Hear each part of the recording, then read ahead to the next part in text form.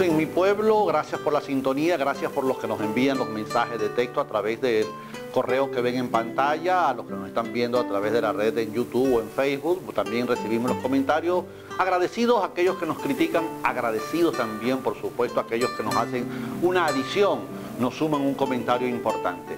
Hay un tema caliente, un tema que está a flor de labio, que es el tema de la solicitud de renuncia del presidente de la República, Nicolás Maduro, por parte de la mayoría de los parlamentarios de la Asamblea Nacional. Hay que fragmentar este comentario y lo voy a hacer de la siguiente manera. Primero, el 6 de diciembre se demostró el fracaso en la manera de gobernar del gobierno nacional. La ineptitud, la corrupción, la arrogancia, todo eso se lo cobró el pueblo. Sobre todo la escasez de alimentos. Tocaron un área sensible de todo ser humano, que es el estómago. Era inadmisible, como lo sigue siendo, las colas y por supuesto inadmisible lo que se está descubriendo, los ladrones metidos dentro del gobierno, en el Abastos Bicentenario, en Pedeval, en Agropatria, en el Banco Bicentenario, en todos los organismos del Estado, esa corrupción que está esparcida como la verdolaga. Eso se cobró el 6 de diciembre. Para los propios partidos de oposición fue una sorpresa, por no decir una lotería, esa avalancha de votos que le dio la fuerza parlamentaria suficiente como para imponerse de manera cuantitativa en la correlación de fuerzas. Es decir, de 167 parlamentarios sacaron más de 111 y de este lado menos de 60 votos. Así que estamos en un desnivel. La oposición agarró poder, mucho poder. Por eso es presidente un personaje siniestro de la política venezolana, como lo es Henry Ramos Alud. Por eso tenemos a una oposición envalentonada, con actitudes parecidas a lo que tenían sus predecesores inmediatos, que eran la gente del gobierno, que aplastaban igual. Esa primera consideración la ato con la segunda.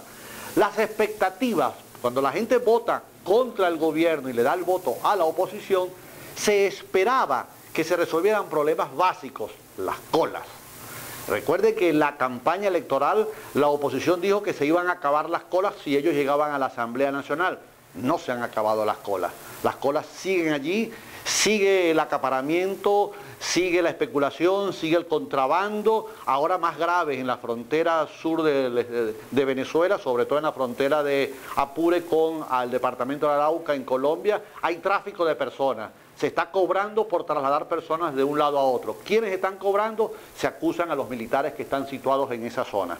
De tal manera que la oposición vendió la idea que después de ello el país iba a cambiar como que si fuera un acto mágico, como si sacaran un conejo de un sombrero de copa. Y no ha pasado eso, no apareció el conejo.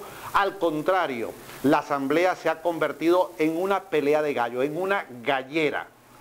Las expectativas de la gente que pensaban que se iban a eliminar esos enfrentamientos orales, esa disputa violenta que de parte y parte ha sido provocada, ahí está vivita y coleando y expandiéndose en el tiempo, permaneciendo inmutable o, si se quiere, aumentando el tono de voz.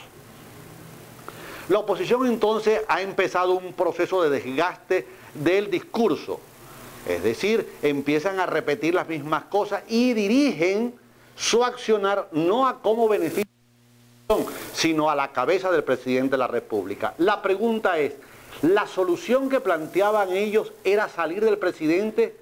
¿O acaso no fue lo que dijeron, que era acabar con las colas y ser mayoría en el Parlamento? Vienen ahora con un discurso contrario.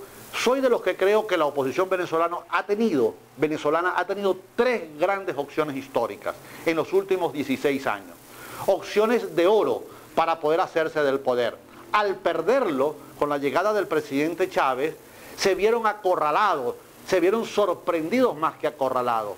Que un veguero, que un militar de repente que apareció por allí, dieron un golpe y asumió una responsabilidad, se hiciera presidente y no solamente se hiciera presidente a través del voto legítimo, con las mismas armas que ellos tenían, que la oposición en aquel tiempo gobierno tenía para sucederse en el poder, sino que además de tomar Miraflores, este militar empezó a meterse en el corazón de la gente y se fortaleció como un líder continental.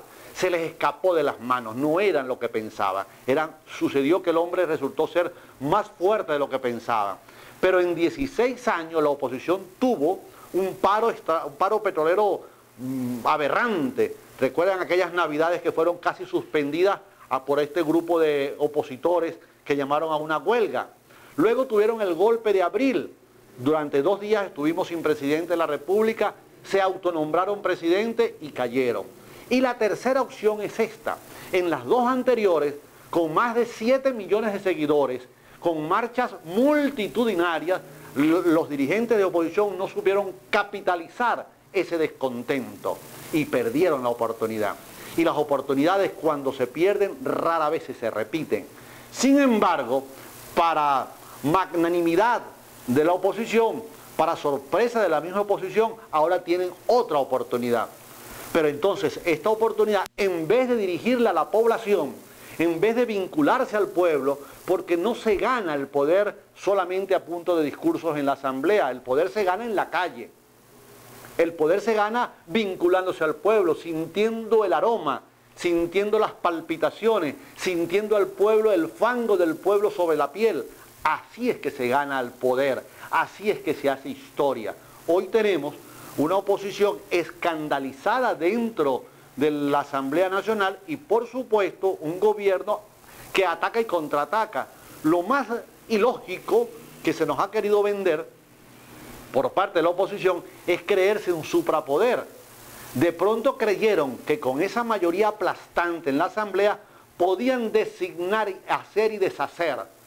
Podían convertirse en el gran todopoderoso poder legislativo, y no es cierto.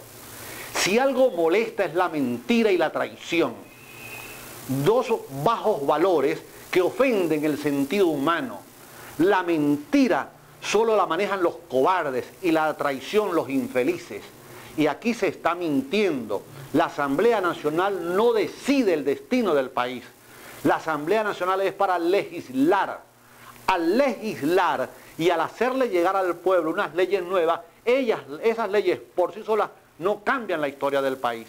Es el accionar en la calle, es diciendo la verdad en la calle y es metiéndose en los huesos del pueblo. Vamos con los compromisos y seguimos en este espacio. Este es mi pueblo.